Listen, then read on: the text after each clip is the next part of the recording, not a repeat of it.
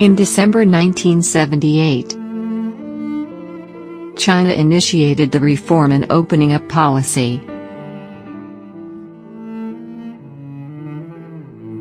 and embarked on a path of rejuvenation with Chinese characteristics. They devoted themselves to a great social transformation. Eager to know about the world and be known by the world. The Chinese people are driven by an unprecedented passion.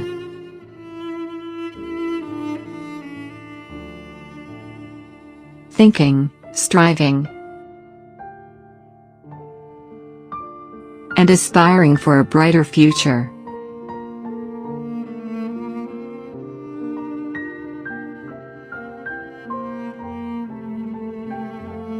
With years gone by, and through rapid economic development, great changes have taken place in the Chinese society and with the people's lives.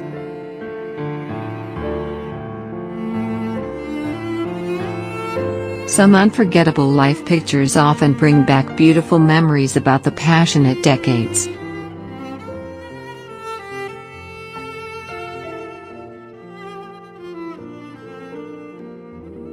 Today, the Chinese people stand again at a new starting point in history.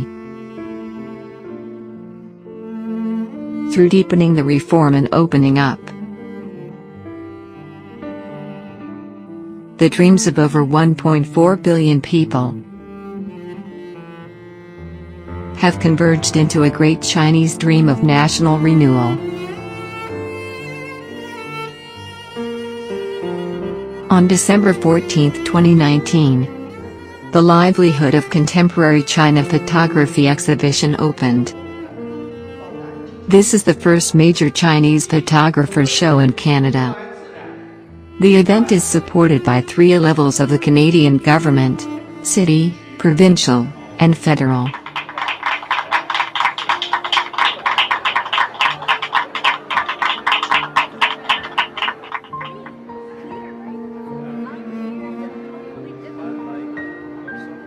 Well, this image is taken in 1988, and it's an image that freezes the time of that time period. And we see so clearly what's going on here, because up here we have the city people that are riding their bikes to work, and here we have the country people that have come to the city for a better life. And you can see the longing on their faces as they are looking. They want to be there. They want to be part of the city people. But there's so many strong elements in this image. I particularly like this face over here. This face is facing the viewer, so it draws you in. And so it opens up the photo for you. And then you have some strong expression on this face here. And this represents what is at that time, and they would like to be part of that. And it's a time period, and it has changed. It doesn't exist anymore. And so this photo is a very important part of history, because it shows history at that time, and it'll never be like that again. I just like the like how these two kind of they contrast each other. I love the contrast. It's just interesting how this has like the black and white newlyweds images. It feels reserved, and it feels kind of, but also intimate. Just how it's kind of more closed in. But then when I came over here, and I was like, it's like whoosh, it just opened up, and then the color, the red, the open sky, like it's almost like it's incredibly open, like in every way, and yeah, it's and the use of red, playing off the blue. Like I'm very visual, so the way that it, and the symmetry too, like it's a very striking image. This image was taken 30 years ago at a plaza right next to a Hubei train station. These people just got off from the train, and they wash up in the street, grooming themselves. 30 years ago in China, this type of facilities was limited. Now, our high-speed rail system, which is first rated in the world, such a scene no longer exists. This is a very small memory in the 40 years of Chinese progress. When we look back today, this becomes an epitome of our advancement in the last 40 years. In my 40 years career as a photographer, I focus on the common people. I have also been to China's western regions, Xinjiang, Inner Mongolia, and Gansu. Their struggle with nature and their pursuit for a beautiful good life. Leaving footprints every step of the way. Taking photographs that I considered to be meaningful to our lives, our society and our time. And I hope to keep on making images. This is an image I shot in Zhangzhou, Fujian. Here's a group of more than 100 bird lovers. And they formed an association.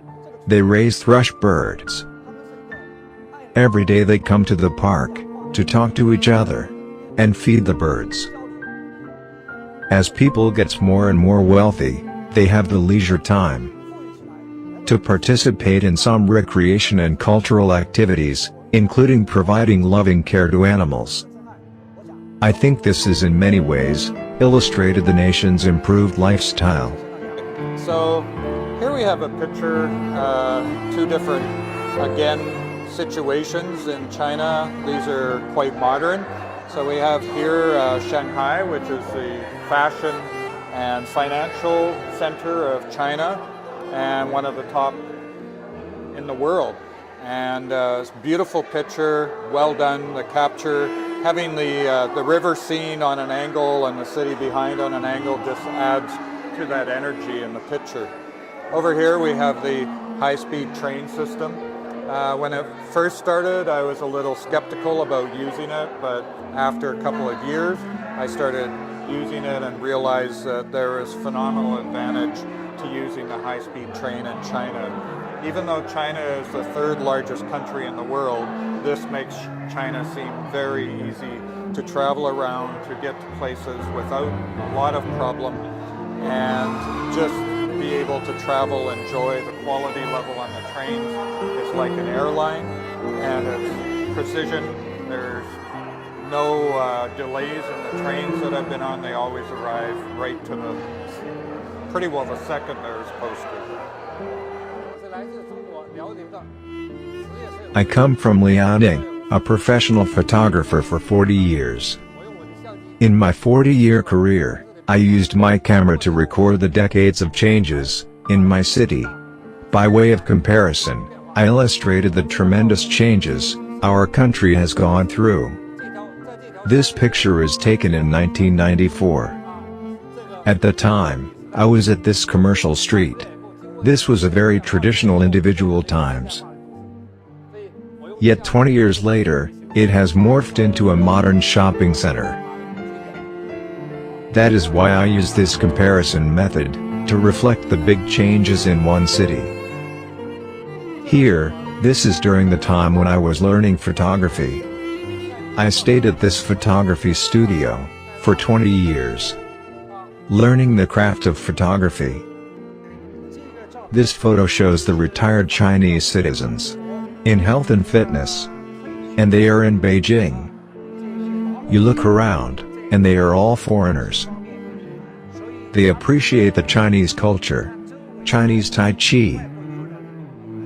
It just demonstrated how wide and deep the 5,000 years of Chinese culture really is.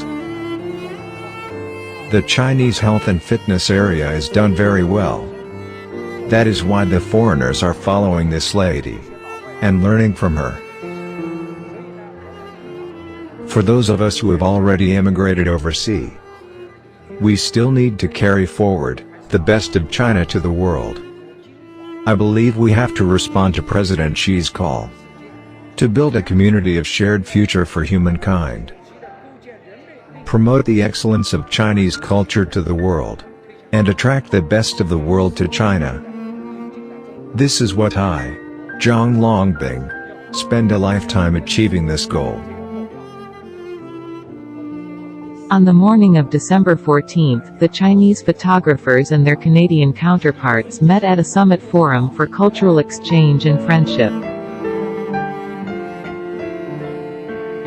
Photographer Yang Far Wei described his journey through Xinjiang in the western part of China. He documented the nomadic lifestyle of the Kazakh people in China. Han Chao Yang introduced his own photography book, Antarctic Love, as an ode to love. He is convinced that the penguins he photographed at the South Pole had loving feelings towards each other.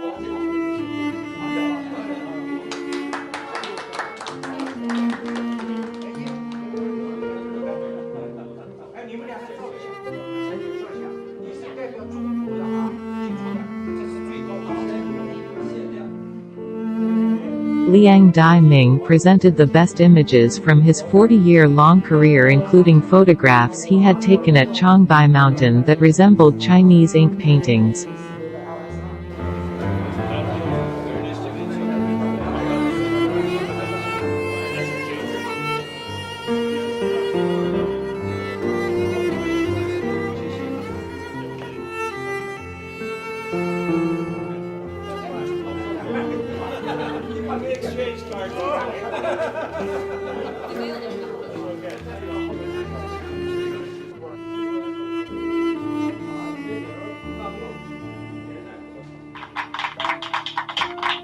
In harmony and with kindred spirit, the organizing committee chairman Zhang Longbing declared, "Let the world understand China. And let China go out to the world." Mission accomplished. Congratulations.